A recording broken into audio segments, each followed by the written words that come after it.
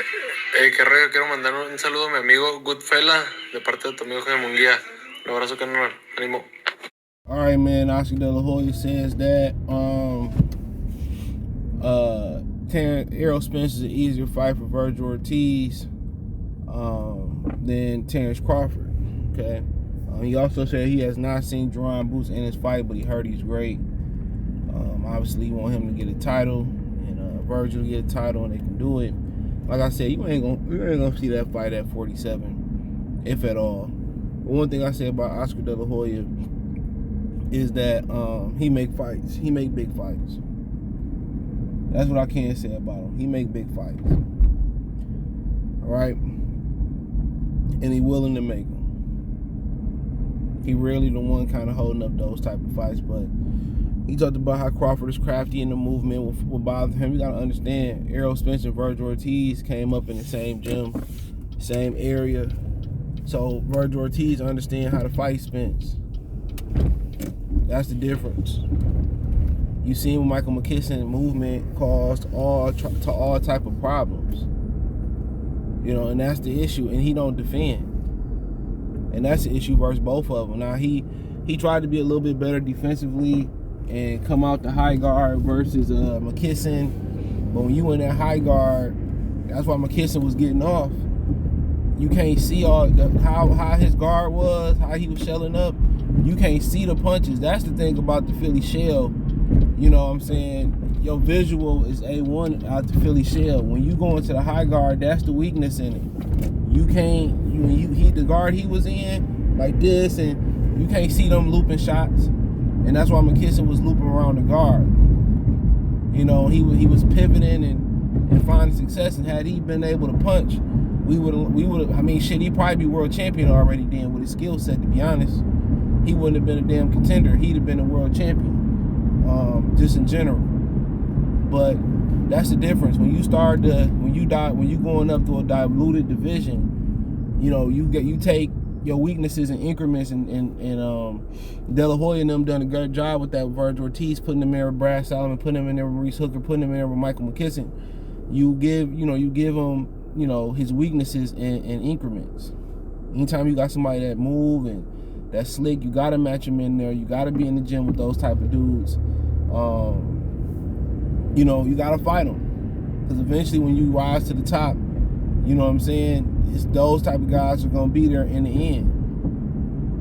And they done a great job matching them versus those guys, and they're gonna make the adjustments, and already made some adjustments. You know, you said, well, what can you do to kind of combat those slick fighters? You take the air out the tires. You already can punch. You take the air out the tires. You mentally got to be strong. You know, that's the number one thing I would say, is just take the air out the tires. Go to the body.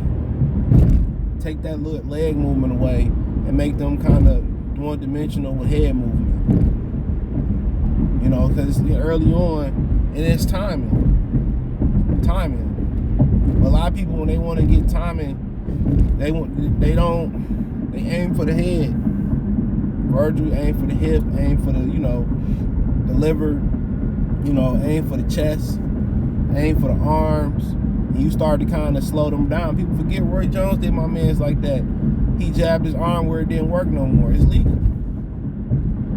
So there's what he and Crawford older, so you know he more susceptible to injuries, especially when there's activity. But he stay in the gym, but that's still no perfect supplement for fighting. So that's how you gotta do. You know, hit them dudes everywhere. But of course it is. It's a tougher fight because Crawford can fight just like Spence can fight.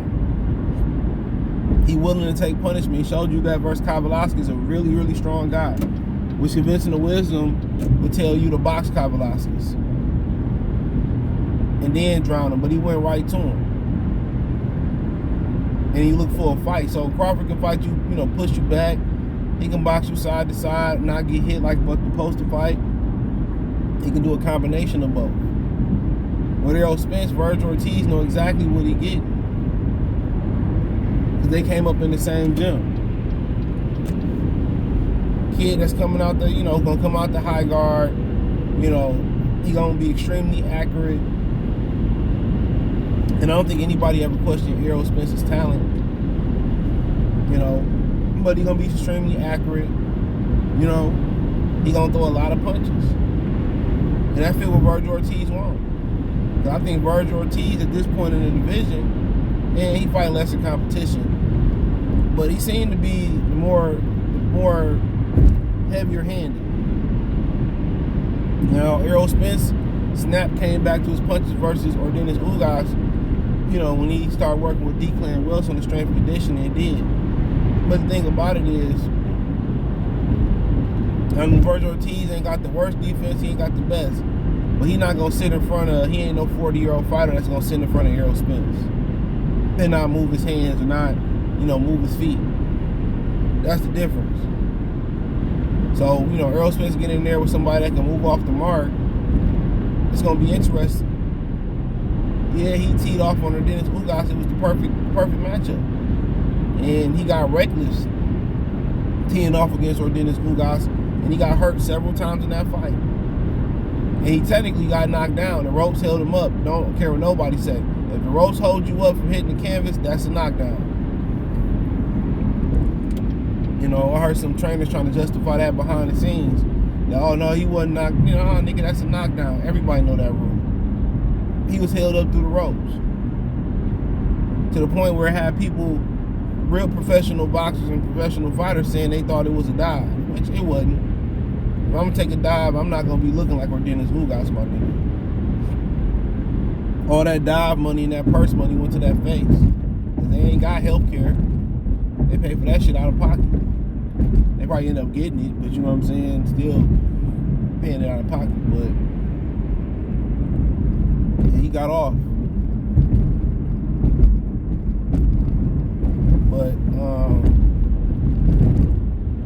But yeah, it is. Just because they know him. You know, Errol ain't gonna be moving up and down. People say, oh, Errol defense is good and this, that, and the third. It's cool. Or the Dennis Ugas exposed that it ain't all that great neither. And I've been seeing him getting away with shit that he shouldn't get away with. You know what I'm saying? You see it. He's squaring up on the inside. I told people that nigga can't fight on the inside, dude. I'm sorry to say. Squaring up on the inside, giving people a square target on the inside. That's why Dennis Ugas clocked his ass. Niggas talking about fundamental technique, and I'm the Tim Duncan and Derek the Popovich. Yeah, that Popovich without Tim Duncan. You know? So you see shit. A lot of naked eye don't see it because the announcers don't say nothing. You know? Motherfucker can't. He's standing up, fighting Sean Porter on the inside. He's standing straight up like a pencil. And people think he could beat Winky Wright fighting like that. You smoking crack. You give Winky Wright a square target and a square and a target that's standing straight up on the inside, man. Winky Wright didn't knock that motherfucker out. Sorry to say. Sorry to say it. Hurt some feelings. It's just the truth. You know, this motherfucker right here. Sorry to say it, but not sorry. Can't be standing up, you know, straight up on the inside, bro. I was looking at that nigga versus Sean Porter. That's why Porter was able to turn him, bro. That's why they don't want him to fight Bud. I'm telling y'all. They trying to age Bud out, make him lethargic. Then they was really trying to make the fight probably for the summer of 2023, and they was gonna announce an Errol Spence fight. I'm telling y'all what it is. And they was rumors they was trying to throw Keith Thurman out there to do it, and Keith probably was like, so they're trying to throw more barriers out there, man. It's just too much lacking fundamentally wise. He getting off, just like a lot of fighters today, is getting off raw talent, raw athleticism. It's the truth. I was looking like that nigga standing straight up and got Sean on the ropes. That's why Sean is turning him. Because if you turning straight up and you up straight like a pencil, how can you stop him from going? Even if you throwing punches like that, you're not getting no leverage on your shots. by standing straight up like that. So Sean, I'm a roll, turn his ass. Then he'd grab Sean to stop him from turning out, But can't stand straight up like that in the motherfucking inside. A motherfucker gonna knock your ass out, and that's why Ugas landed that shot. He kept landing it. Then his body open on the inside too. So if you ain't protecting your neck, you ain't protecting your body. It's like, so Vergil got an opportunity there. But, they need to bring somebody in, somebody that understand how black fighters work, and put them in the gym with a whole bunch of black fighters and just start, kind of what Caleb Plant did in Philadelphia. Got in the ring with a whole bunch of tough Philly fighters. They beat his ass, but it was for the greater good in the long run. Now he's a complete fighter. And if he ever do get caught, or if he ever do gotta run the clock out, he can do so because we already know he can move. Now he's stationary, but still great defensively.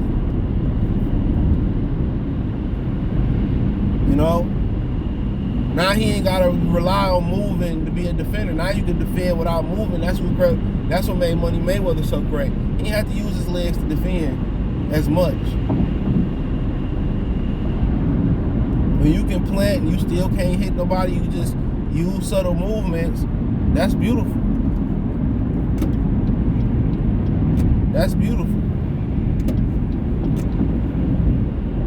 But of course it is, but they both tough fighters.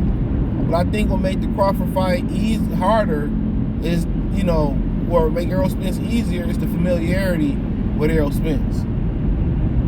That's the difference. They're familiar. And then you start talking about the style and the weapons that Crawford got that don't really match up well. But Ortiz a young lion. He got a lot of tread on them tires. So I'm fighting them type of dudes that took that damage. I'm just hitting them everywhere. And he heavy-handed. That's gonna give him a chance versus everybody. But if he sure up, fight slick fighters in the gym right now and keep fighting them in the ring, and he sure up his defense and kind of figure out where he want to do, somehow they implemented the high guard, the really, really high, tight shell versus McKisson. You've seen this kind of some leaks in that. You can't see the hooks. So he got the feet to be a really good defensive mover. Hell yeah, he got the feet to do that if he wanted to, but when he figure out defense, this is pretty much a wrap.